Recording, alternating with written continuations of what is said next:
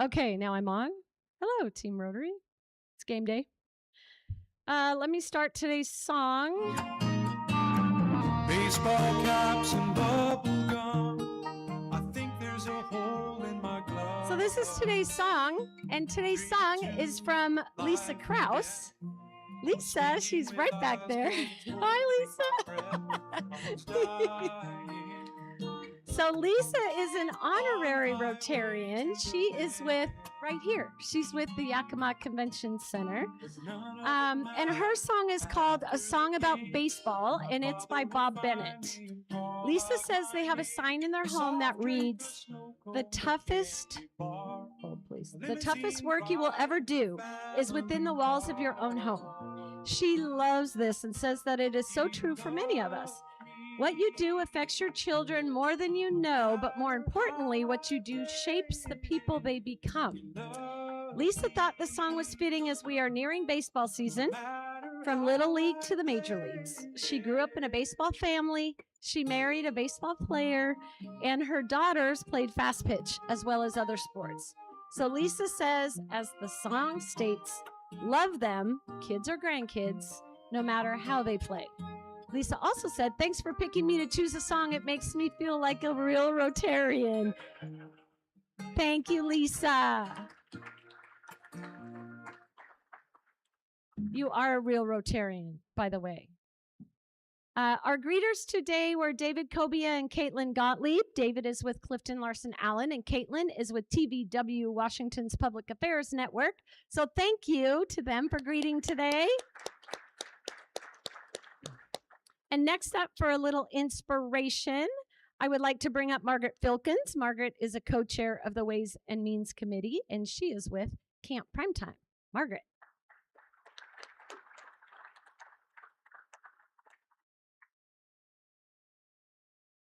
Thank you, Sherry. President Sherry.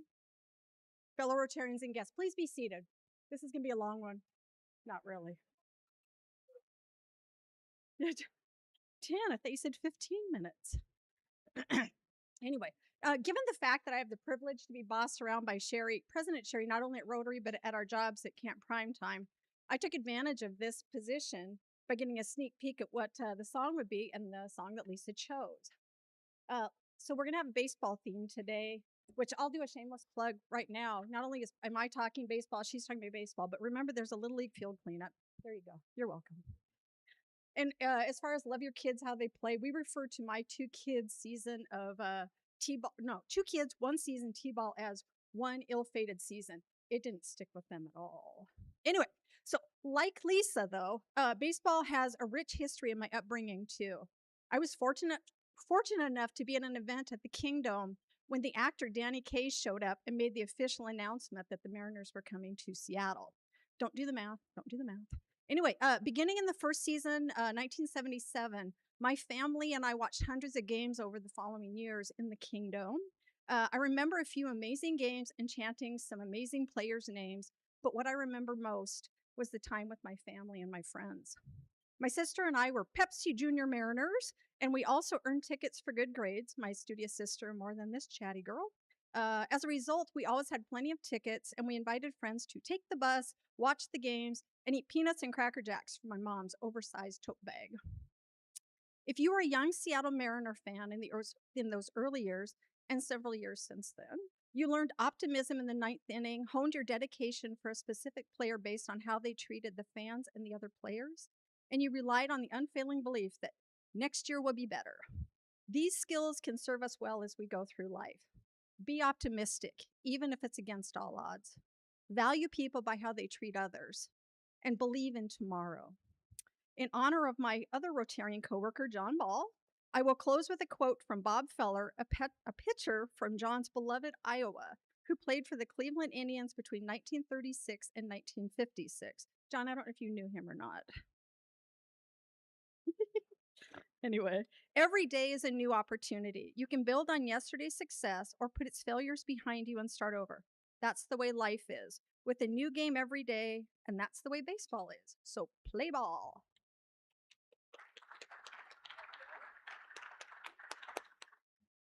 Thank you, Margaret. So I'd like to welcome any guests that we have today. If you could stand so we can acknowledge you as an MVP in our game today.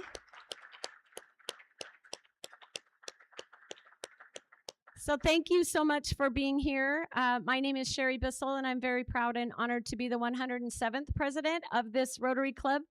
We are the original Rotary Club in Yakima. We're the OG, as I like to call us, and we were chartered in 1919.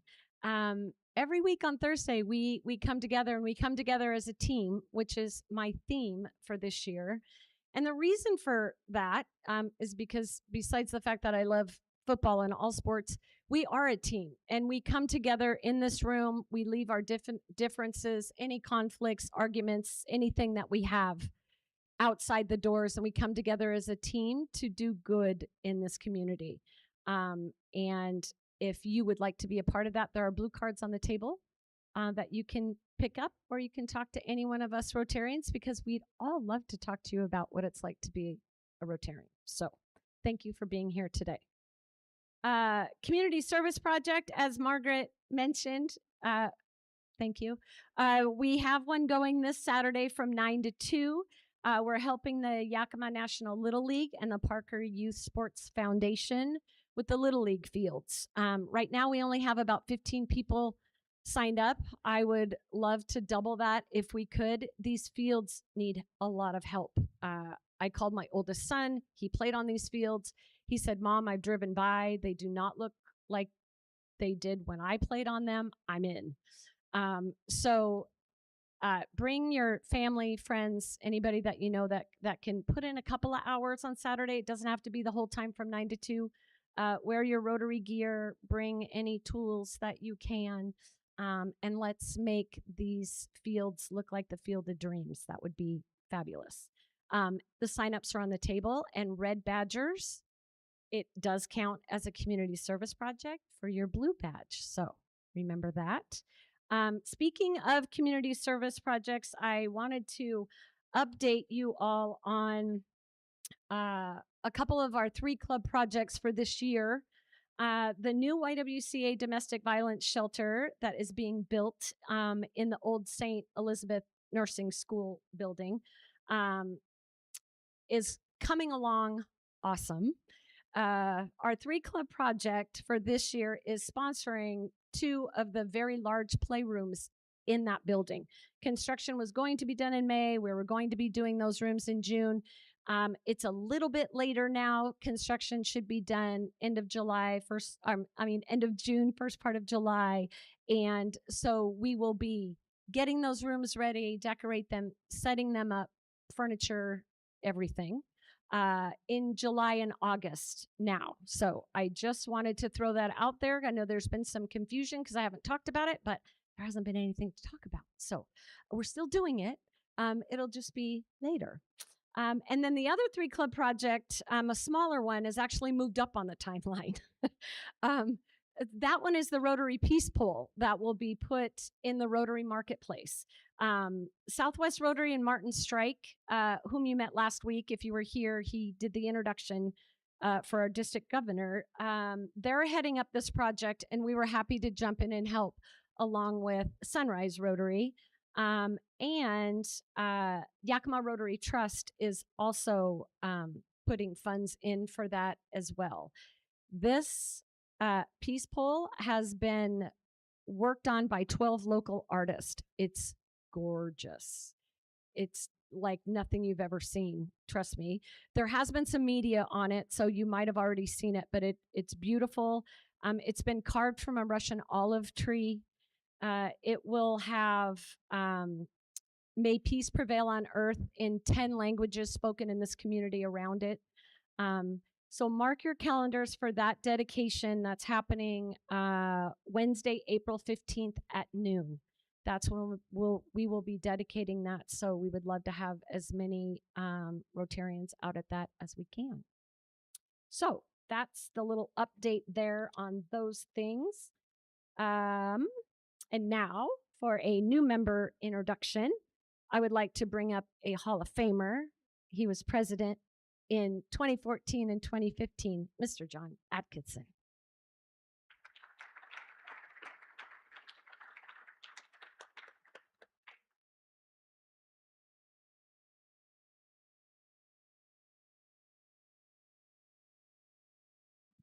Our newest Rotarian is Brian Drumhiller. Brian is a third-generation Yakima native who graduated from West Valley High School. After spending nearly 20 years in Seattle, growing his family with his wife, Krista, they've moved back to Yakima in 2025 and are enjoying returning home. Brian is a financial advisor at Capital Advisors Wealth Management, where he works with families, professionals on financial planning, investment management, and multi-generational wealth planning. Early in his career, Brian worked at UBS in Seattle as a part of a financial team that advised retirement plans, foundations, endowments, corporations, and high net worth individuals. The educational background, Brian graduated from Washington State University and then sort of saw the light and went to Huskyville. He finished with an MBA degree from the business school, Foster Business School in Seattle, and so he's a little bit husky and a little bit cougar. He's also a CFA charter holder and a certified financial planner professional. Brian and Krista have two sons, Dylan and Damien. Outside of work, Brian enjoys golf, and from my own grandson's experiences, I can tell you as he coaches both a traveling team and a Little League team, he is deeply involved in baseball and totally committed to his family. Brian's a wonderful guy. Please welcome Brian to our Downtown Rotary Club.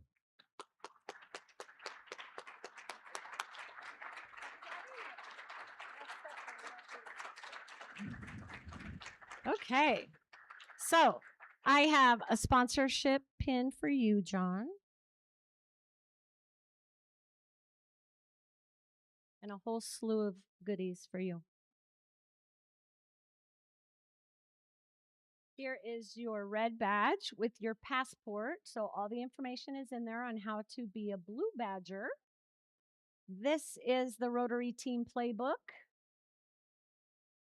The plaque to put on your wall with the little Rotary pin that you must wear every day.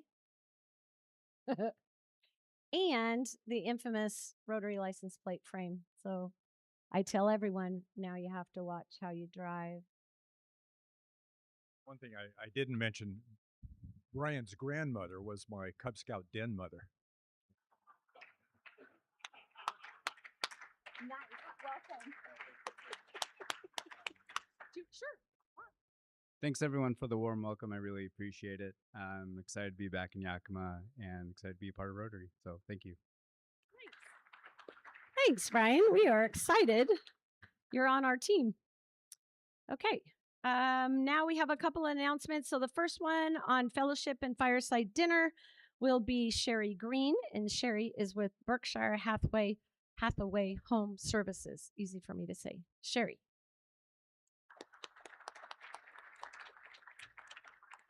Dang it. She kind of spoiled it. I was going to say, hey, I know everybody's excited.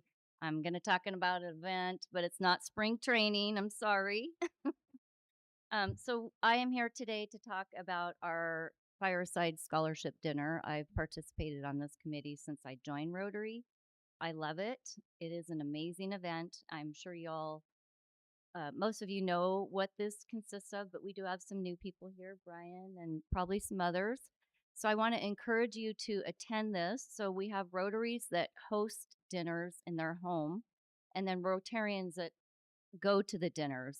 So on your table, we have the sign-up sheet. This is a really nice way to get to know your fellow Rotarians in a nice environment in the home. We do discuss some topics for our incoming president that help them plan their next year. This does cost $125 per Rotarian, whether you go or not. So I would encourage you to go. Your guest is free of charge when you go.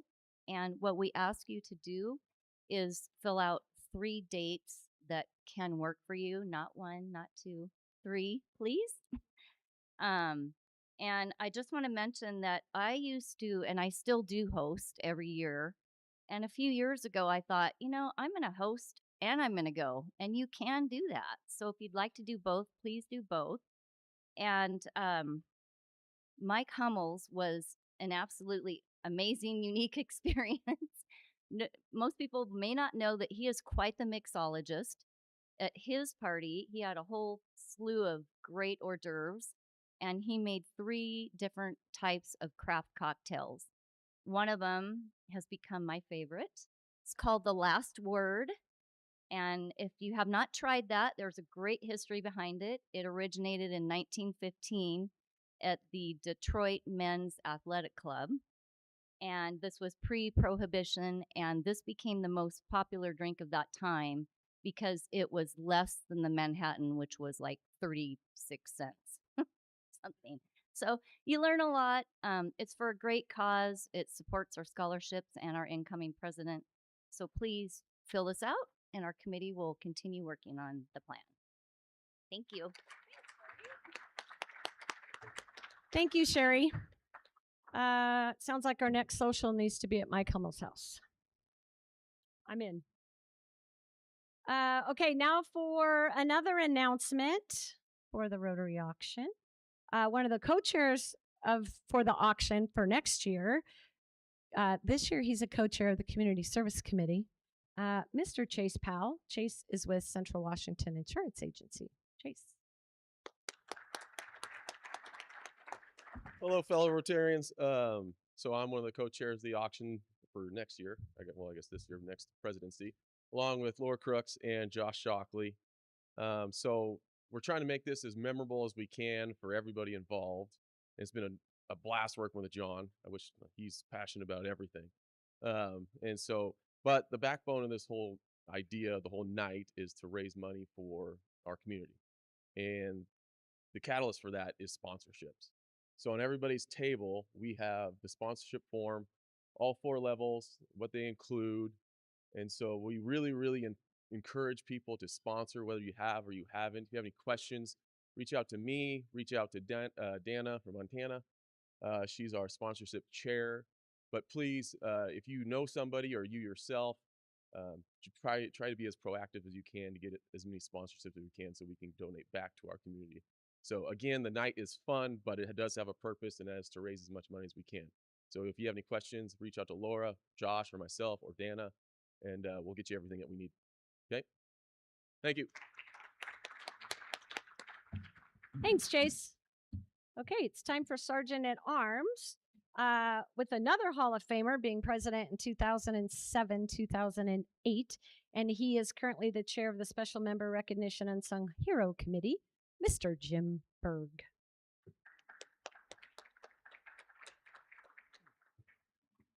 That was a rather tepid applause. Thank you, President Sherry. Thank you, Dave. Thank you. Thank you very much. Good afternoon. I am in charge of Sergeant at Arms, which means we're collecting money. Most of you know what's going on, but those who don't, we charge at least $1 for each incorrect answer to a question that's posed. And I have developed somewhat of a reputation, not necessarily a good one, as a Rotarian who tends to ask a question or two of speakers. And that's a product of, having practiced law for a number of years and asked a lot of questions, so you kind of get used to it. But I thought today that what I would do is have the topic be famous questions that are posed. And so I will give you the question, and you'll have an opportunity to select which of the 4 options is the correct one. And obviously, if you get it right, you don't have to pay. If you get it wrong, you do have to pay. So the first question, very, very important historically, where's the beef? Who asked, where's the beef? You see there are 4 choices: Betty White, Clara Peller, George H.W. Bush, and Dave Thomas. How many of you, does anyone know what the correct answer is? Who? The correct answer is Clara Peller. She was the the sharp-tongued elderly lady, and this was a 1984 food commercial And it was later, as I point out, it was later used by Walter Mondale in the presidential campaign way back when, where he asked a question, where's the beef, about some policy. So that's the first one. The second one, the question was, are you better off than you were 4 years ago? Who asked that? Obviously, it was a political campaign. And you see the 4 choices. The correct answer is Ronald Reagan. So if you get that wrong, please pay $1. Now, the next one, this may date a lot of you, but the next question is, who shot JR? And the question is related to what TV show was this question asked by millions of viewers between the final episode of one season and the next episode and the following? The correct answer is what? Dallas. Perfect. Most of you should get that one right. Okay, the next question, and something that I'm sure we still are asking all the time, every day almost. Can you hear me now? And on behalf of which cell phone company was this question asked? Sprint, T-Mobile, Verizon, or AT&T? Who knows? Verizon. It was Verizon, and it was the guy who played that was an actor, a fellow named Paul Marsarelli. All right. Okay, here's one that all the sports fans should get, especially coming off something happened here a month or two ago. Do you believe in miracles? Who asked it? Bob Costas, Howard Cosell, Al Michaels, Jim McKay. Who knows that answer? Anyone? Al Michaels is the correct answer. That was in the 1980 Olympics when the U.S. team beat the Russian hockey team. Okay, we're getting down near the end. What's in your wallet? On behalf of what company was this question asked, or is this question asked? Visa, MasterCard, Discover, Capital One. The correct answer is Capital One. Most of you should know that. Question is often asked in commercials by Samuel L. Jackson or Jennifer Garner or the Capital One guy himself. Next one, Mr. Gorbachev, tear down that wall. That's more of a statement than a question. But who made that statement? Ronald Reagan. Way, way back when, in '87. Directed at who was then the leader of the Soviet Union. Okay, next to the last question. How do you like me now? I didn't know the answer to this one when I found it. How do you like me now? I heard somebody say Toby Keith. That's the correct answer. How did you know that? Okay. Although it's been used since by a number of people, particularly in the sports arena. How do you like me now? And then the final question, what difference at this point does it make? Who asked that question? Condoleezza Rice, Nancy Pelosi, Hillary Clinton, or Sarah Palin? Does anyone know? It was Hillary Clinton. This occurred during a heated 2013 Senate hearing when she was, Secretary of State. And that, my friends, is it. Thank you.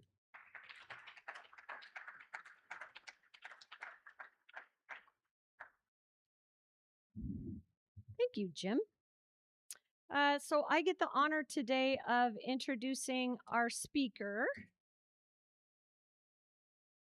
Joe Meza is a manufacturing manager at Pexco Aerospace, whose career is a testament to the power of a strong work ethic and local opportunity. Born in San Francisco and raised right here in Yakima, Joe grew up in a household where service was the norm, watching his parents dedicate their careers to the Southeast Community Center that we now know as the Henry Beauchamp Community Center, and OIC. Joe's professional journey began in his father's automotive shop, where he learned the fundamentals of responsibility and problem solving.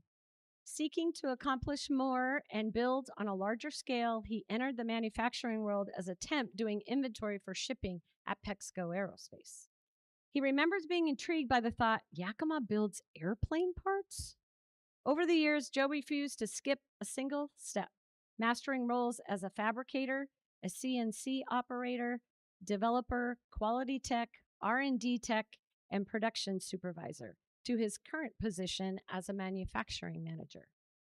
He credits his drive to his wife, Beatrice, and their 2 daughters, who inspire him to lead with purpose.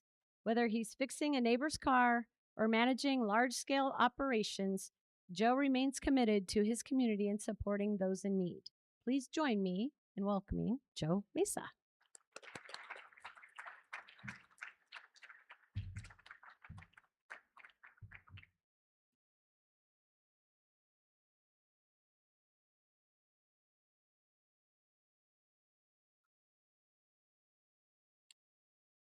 All right. Thank you, everyone, for the warm welcome. I appreciate the invitation here for the Rotary Club. So Sherry kind of told my whole life story already, so I really don't have much to tell you guys. So thank you. I appreciate that. But I have been with Pexco for the last 12 years, so I have held multiple roles there at Pexco, so I'm familiar a little bit with the production. One question I wanted to ask is, does anybody know what we do at Pexco? Few people? Might have you guys come up here and help me present. I don't know too much. Well, anyways, we're gonna get started here. So if you look at the photo here, this is a summer barbecue that we usually have annually with a company. We had about 68 people show up out of a company of 100 people. So we did downsize from 250 back in 2019 down to 98. So kind of a big hit to us. So a little bit of the history of Pexco. We did start out back in 1973 in Selah, Washington. It was a smaller factory. It was started by Alan and Bill Humphrey. So throughout the years, they got bought out by multiple companies, different investment groups. In 98, one of the investment groups actually invested in a new building that we currently are in now in Union Gap, Washington. Been there for about 28 years. So it's very, very cool to know that they knew that we were a pretty good company to invest in, and we just kept running, right? So throughout the years, multiple companies purchased us. And more recently, in 2015, we were purchased by TransDigm Group. So they are a strictly aerospace manufacturing company, and they own about 15 operating units throughout the United States and throughout the world, actually. So pretty cool stuff. Just a quick overview of Pexco. The facility that we did build is 145,000 square feet. We are on a 12-acre property where we actually do own the building ourselves. We're not leasing it, not renting, so it's our property. So it's pretty cool. We have one big thing that we focus on is reliability and repeatability. And then we also have an AS9100 certification, meaning that is a gold standard in the aerospace industry for quality and safety. Okay, so we don't have that. We can't sell to any other manufacturers, any aerospace industry. We are a large OEM supplier for BAC 1522 profiles. So we are the OEM manufacturer for Boeing. And we also are FAA certified for 8130 documentation and PMA products. In-house, we have the capability to burn our products.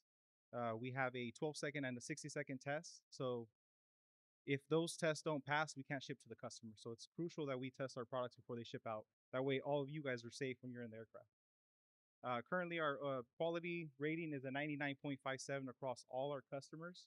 And we have an OTD of 99.95%, which is pretty proud to say. It's really, really hard to get that going when we have multiple operations within our industry. So talking about the aerospace industry, we ask ourselves, what do the customers want? What are the customers asking us? Some of the few key things that they ask about is lead time. How fast can we get the product, right? On-time delivery has to be on point, right? We can't ship late. The quality has to be consistent. They want us to help them out with owner-operator parts and with certain projects. A little bit later on in the presentation, I'll show you guys what I'm talking about when it comes to projects. And price. They want everything as cheap as they can get it. So they want linear fees where we sell our extrusion. They want it for like 50 cents. Not going to happen. So I do apologize for the price increase in your tickets, but we do have to make some money too, right? So they're also focused in sustainability, and they want us to help them out with some pain points and challenges that they have currently.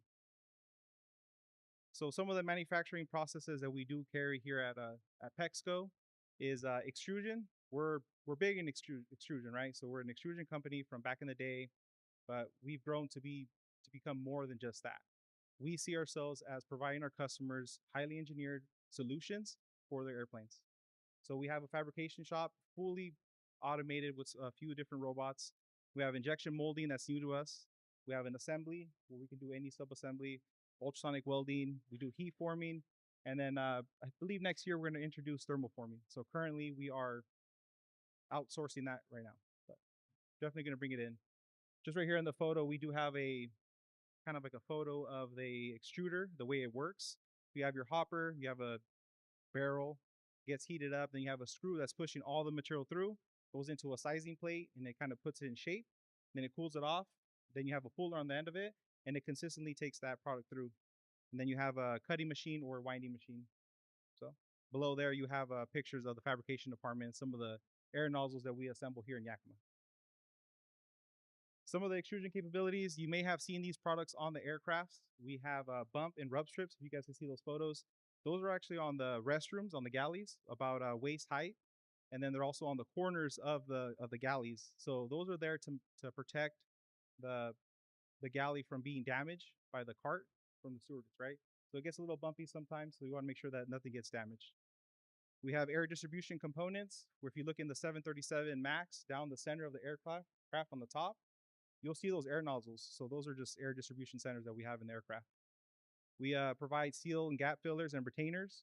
So you may not see this or not like to hear this, but the plane kind of moves a little bit. So we want to make sure we cover all the gaps between the galleys and the units. So some of the other stuff that we do is cable management. So you probably see this in your household where you're trying to cover up a piece of cabling going up to your TV.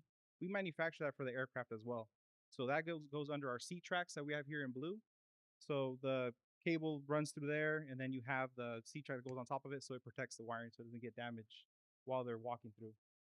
We also provide thresholds. I like to bring that up as a good example of that is when in your house, when you have a carpet and you have wood floor, you have to have that transition piece. That's what that is. So we're able to transition the two different levels of the airplane. Some of the other stuff we have is a pilot footrest. It's in the cockpit with the pilot. That is extruded out of a APCO material, and it comes out as a chocolate bar is what we call it. It's like a rectangle, and we manufacture multiple parts out of that, but that's one pretty cool one I wanted to share with you guys today. We're also big into light covers, diffusers, lighting covers. So on the bottom right, I have another photo later on that'll show you where those go in the aircraft as well. So some of the fabrication capabilities. So the lighting I was talking about is the one in the top left in the blue. That was actually, I took a photo. I was going to New York to go visit a supplier, and I thought it was pretty cool to share with you guys that that's actually installed in the airplane. You'll see them on multiple variations: 737, 777, 767, 747 have a different version of it. We do provide all those lightings for that. So in the fabrication department, we have assembly, sub-assembly, like I said, ultrasonic welding, which is pretty big. And last year we were able to automate it. So we did take the cell from 5 people down to 1. We are struggling to hire people right now. So not a lot of people want to work and stay employed, unfortunately. So we have to find ways to automate, right? Plus it helps us keep the process consistent and repeatable. Some of the other options, some of the other things that we have in fabrication is CNCing. So we have 5-axis routers, which is what you have right here on the bottom. That the head can articulate in any direction. We could do compound angles, multiple things. We could do a lot of stuff with those things. We could do holes, slots, transition pieces, everything. So we have lathes, we have 4-axis mills, we have water jets where we're cutting inch-thick steel at times for the customers. We also cut foam as well. And our heat forming. So with our heat forming capabilities, we can do various types of materials, or high temp, low temp, soft, rigid, doesn't matter, we can do it all.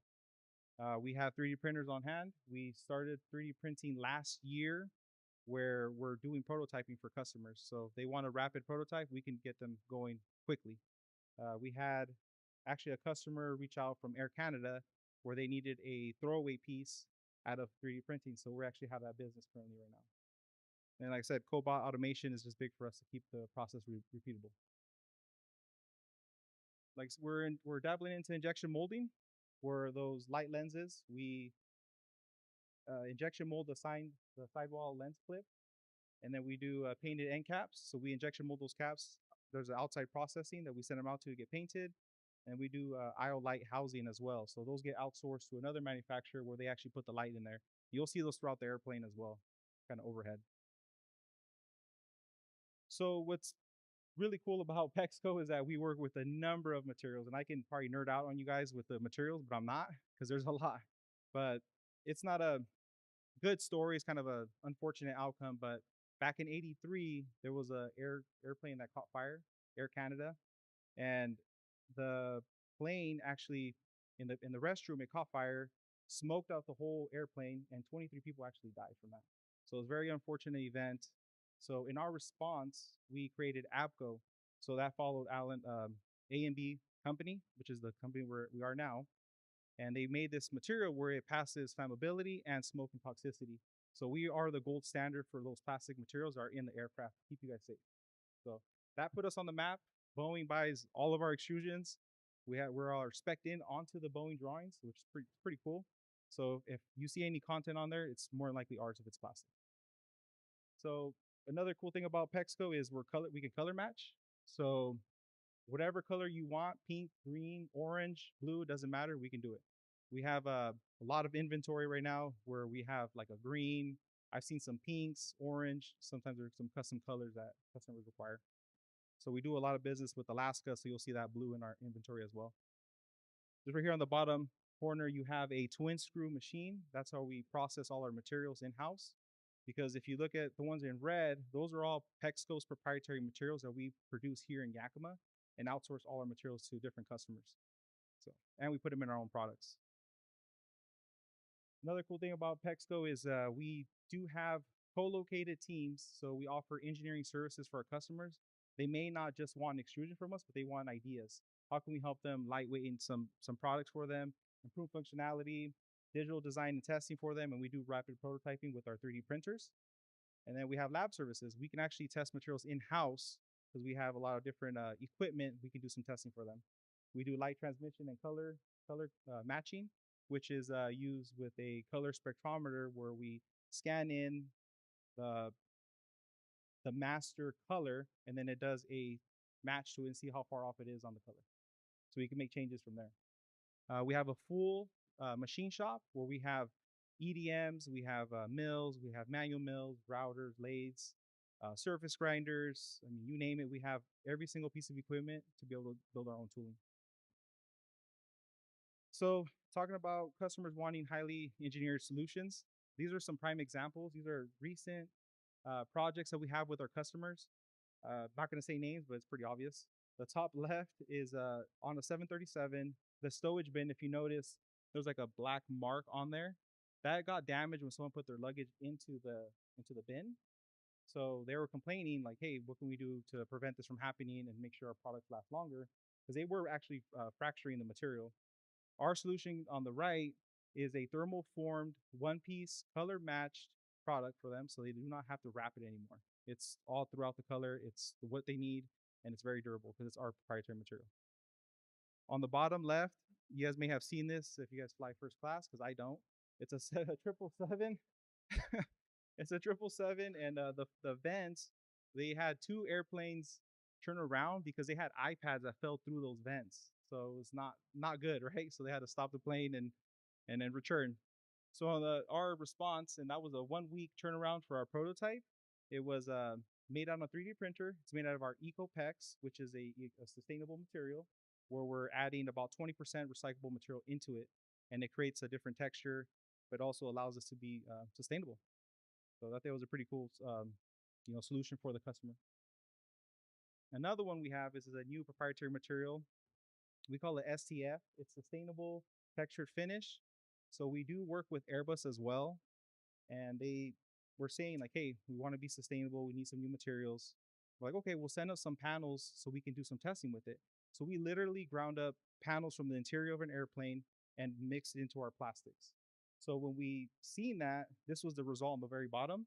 It creates like a very rough finish, but the Airbus loved it. They're like, this is what we need, because the top solution, wherever they had an extrusion, and then they had to put an anti-slip piece of tape on the very top. So it was obviously getting damaged, worn out. They had to replace the whole thing because they couldn't clean it up enough to be able to put a new piece of tape on there. So our solution is more sustainable, and it's color match, and it has the texture that they need.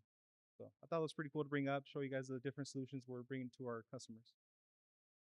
So in a nutshell, Pexco we're very proud that we're vertically integrated. Like I said, we have a research and development laboratory where we can do thermal analysis, chemical analysis.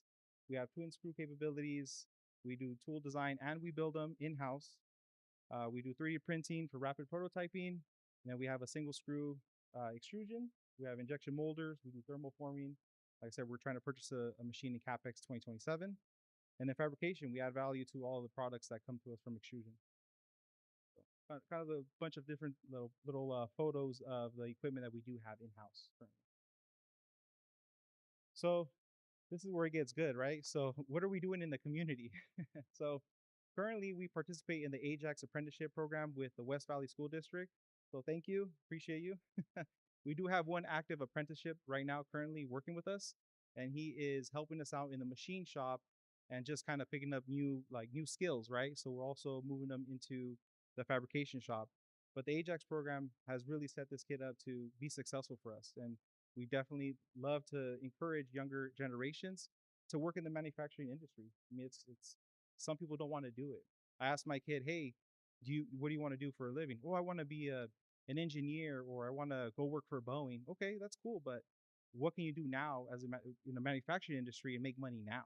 Because sometimes it may take a little bit of time, right? So I think that program is great. I back it up 100%. So we continue to support the Ajax program here locally. A couple other things that we have, Andrew Norman. He is on a few boards here locally. So I'm not going to really touch base on that too much, but I just put it on here so you guys can see it.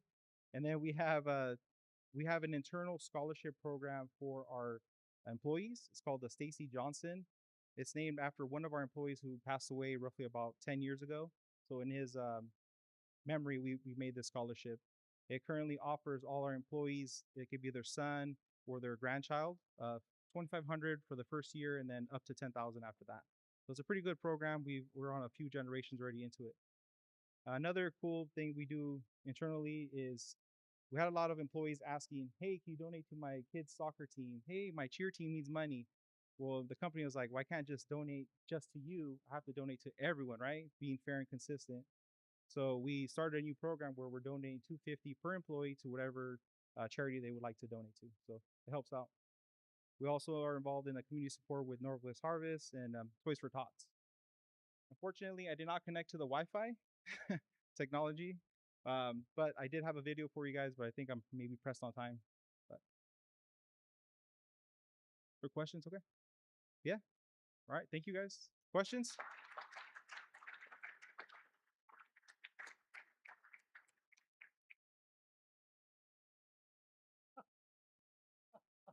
First one right here. He knew already. I hadn't even raised my hand. Yeah.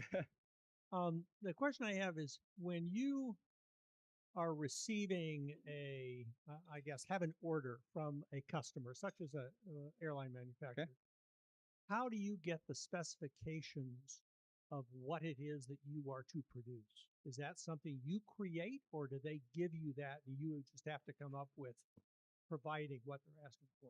So the AS9100 certification, that's what drives all the specs. So it's already built by Boeing.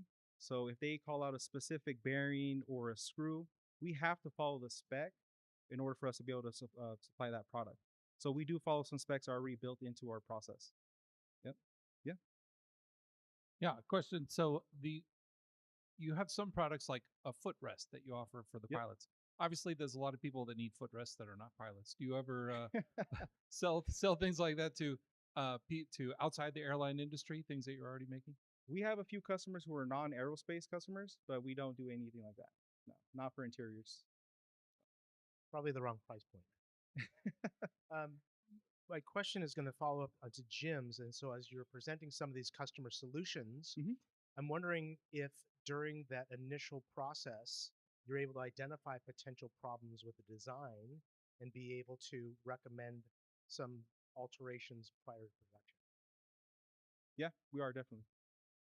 So what was your question? I guess I didn't really understand the question.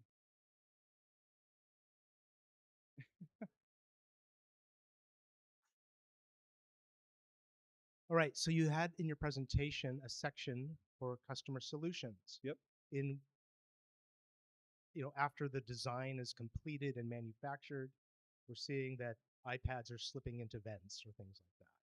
So my question is to the point that was originally designed by Boeing, for instance, as a faulty design that needed correction. My question is that when you get an original design from Boeing, are you able to recognize potential problems with that design and recommend changes prior to production? Yes, we are. So we have the PMA process where we're able to take the OEM product and make changes to it to make it better. So we are able to do that. So we have the PMA certification, 8130 certification in-house to do that. So yes, we are. We do that. They do. Yep. So Boeing does not have to accept the PMA. That's going to be just through the FAA. So we do have to go through FAA to get approval. So I wanted to ask about your apprentice program. Yeah. Is there an age bracket that is offered to, and where do you market or advertise that? So we've historically worked with West Valley, roughly about the junior level age is where we bring them in. So they can start junior year into the senior year and then graduation. We have had offered people jobs after the apprenticeship. We actually have one gentleman, his name is Tyler.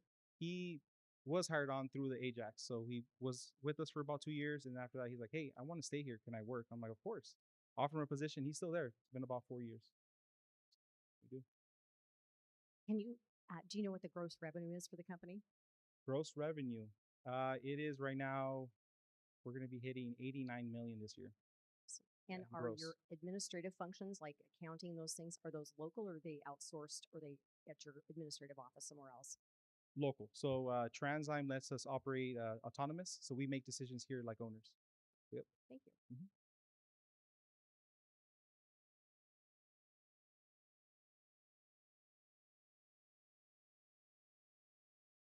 Thank you for the presentation. Do you recruit your employees from our local technical colleges and work with them on employee development? We have in the past, we've reached out to YVCC. We're working with Perry Tech as well. We have a lot of Perry grads because they do have the machining program. So we do reach out to them and work with them. We go to their events where they kind of do a meet and greet. Just yesterday, we were at the Ajax Academy here in Yakima, and we were doing the MA program. All these employees were graduating. So we actually hired one yesterday, brought him on as a temporary worker for the machine shop. Peter Finch, Superintendent West Valley. So really appreciate the partnership with Pexco, and AJAC is that Aerospace Joint Apprenticeship Committee, and appreciate their assistance as well. When I've been down to Pexco and visited, the thing that really struck me was that the work that you do with extruded plastics, that's to keep the airplanes as light as possible, because that's helping with their efficiency. And so there's the different, all the patents that you have to make those safe and as light as possible. And then also the customization that Boeing does, where I just remember they're saying that a lot of times, like in the U.S., we like to have it look like steel, so it looks like, the color Brushed of that. aluminum.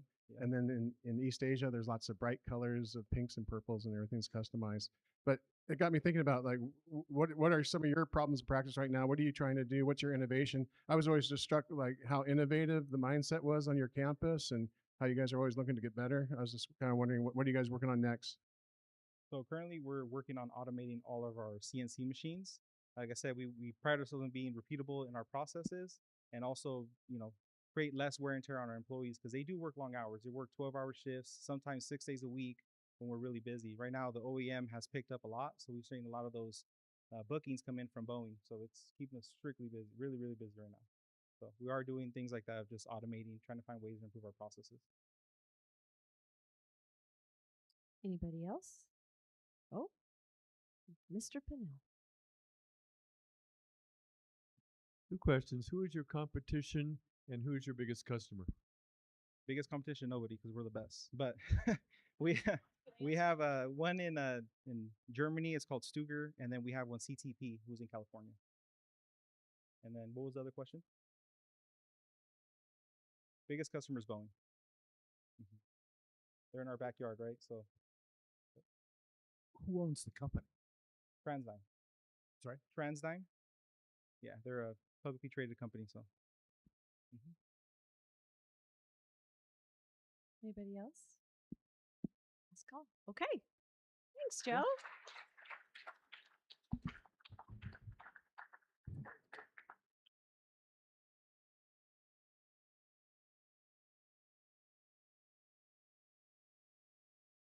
Thanks, Joe. That is interesting stuff for sure. And I will say, when I was at Northwest Harvest, I experienced working with Pexco for a food drive, and they're amazing, amazing community-minded people. So we love them. Our next couple of meetings, we are here in the Convention Center. Next week, we will have Officers Mark McKinney, Brad Althauser, and Michael DeLeon from the Yakima Police Department K-9 unit. They will be talking about their program and actually doing a live demo here with the bite dog. And our very own Yvette Anunza will be in the bite suit. So don't miss that. It should be very exciting. And then the meeting after that, April is here. That's crazy. So April 2nd, we will have David Eldred, who I'm told is a lifelong gamer, and he will be talking about life lessons. So I don't know, super interesting, right? So have I said we have something for everyone? We have something for everyone in this club. So bring your coworkers and your family and your friends and people in your teams, on your teams, and share our club and our programs with them. Okay, it's time for the Heart of Our Club drawing. So if you bought a ticket, get out your white ticket, please. We have $1,230 in the pot before today. So whatever was added to the pot today, I'm going to draw your ticket. You get to draw a card from John Ball, who's in the middle of the room. And if you draw the Joker, you get half the pot, and Rotary Charities gets the other half. And if you don't draw the Joker, it just keeps building. So always go upside down. I wonder why I can't read it. 020641. No one's yelling. Oh, there we go, Mr. Dwayne Monick. John Ball's right there. John Ball's right there. Can draw a card.